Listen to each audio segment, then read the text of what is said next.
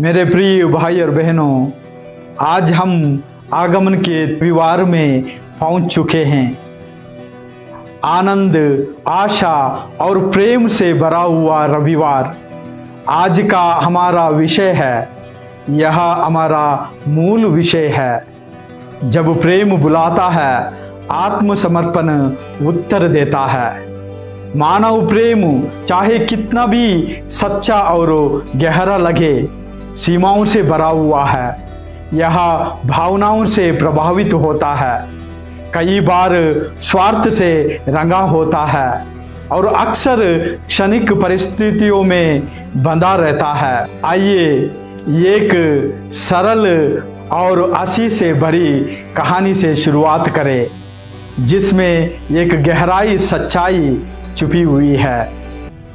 हमारा मनन चिंतन का पहला संदेश है, अनंत प्रेम आज्ञाकारिता के द्वारा पहचाना गया। एक बार एक किसान अपनी खोई हुई गाय को ढूंढते हुए जंगल के बीच बीच पहुंचा। वहां उसने एक युवक और युवती को देखा जो एक दूसरे की आंखों में डूबे हुए थे।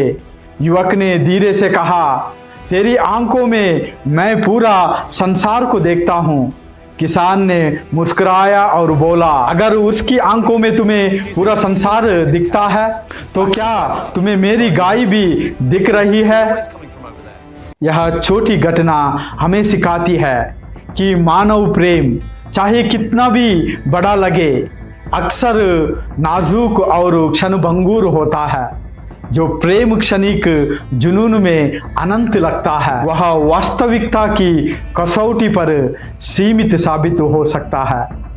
कितनों ने अनंत प्रेम की शपथ ली और बाद में दूरी, टूटना, निराशा में बंध गए।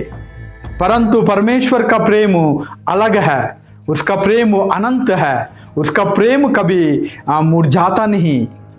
यह परिस्थितियों पर निर्भर नहीं करता।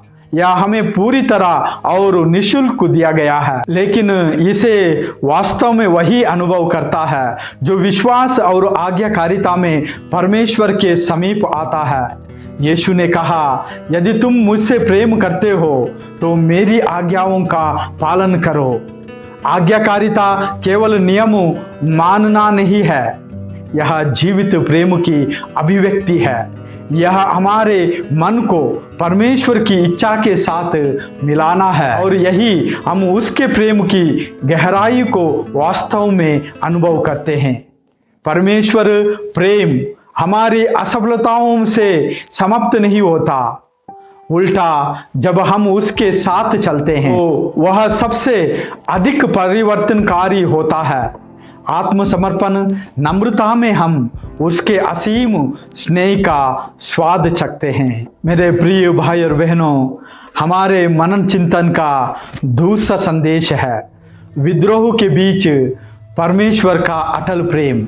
अब आइए पहले पाठ की ओर देखें। हम इसायाह का भविष्यवाणी यहाँ पर देखते हैं। यह कहानी राजा आहाज के समय की है। लगभग 735 ईसा पूर्व यरूशलेम दुश्मन से गिरा था। आहाज के सामने चुनाव था, क्या वह इज़राइल के परमेश्वर पर भरोसा रखेगा या विदेशी सेनाओं पर? उसने विद्रोह चुना। उसने अशूरों से संधि की। उसने परमेश्वर की शक्ति छोड़कर इंसानों पर भरोसा किया और यही उसकी आत्मा की गहराई टूटने को प्रकट करता है। उसने जीवित परमेश्वर की आराधना छोड़ दी, मूर्तियों की ओर मुड़ा, यहाँ तक कि अपने बेटे को झूठे देवताओं को बलिदान कर दिया। फिर भी परमेश्वर का प्रेम नहीं टूटा।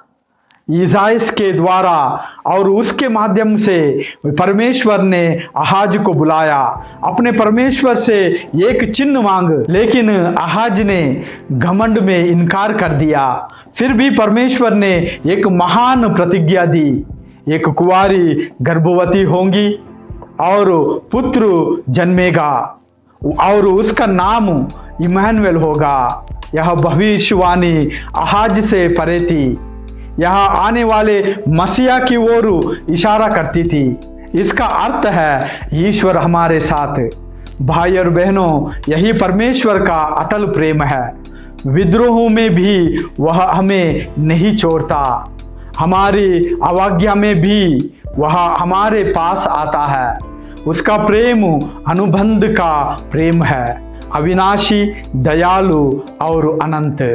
मेरे प्रिय भाई और बहनों, हमारा मनन चिंतन का तीसरा संदेश साहसी आत्मसमर्पण। अब हम सुसमाचार पर आते हैं। यहाँ हम एक स्पष्ट विरोध दिखाई देता है जो हमें पहले पाठ में दिखाई नहीं दिया। आहाज ने अविश्वास चुना, लेकिन मरियम और यूसुफ ने आत्मसमर्पण किया। मरियम ने खतरे और बदनामी का सामना किया। अविवाहित युवती, गर्भवती, यहूदी संस्कृति में मौत का खतरा, पर उसका उत्तर था, तेरा कथन मुझ में पूरा हो। यह दुर्बलता नहीं थी, यह विश्वास से जन्मी शक्ति। यूसुफ ने भी संघर्ष किया। जब उसने मरियम की गर्भावस्था देखी तो वह परेशान हुआ, लेकिन जब स्वप्न में प्रभु ने सत्य प्रकट किया तो उसने तुरंत भरोसा किया।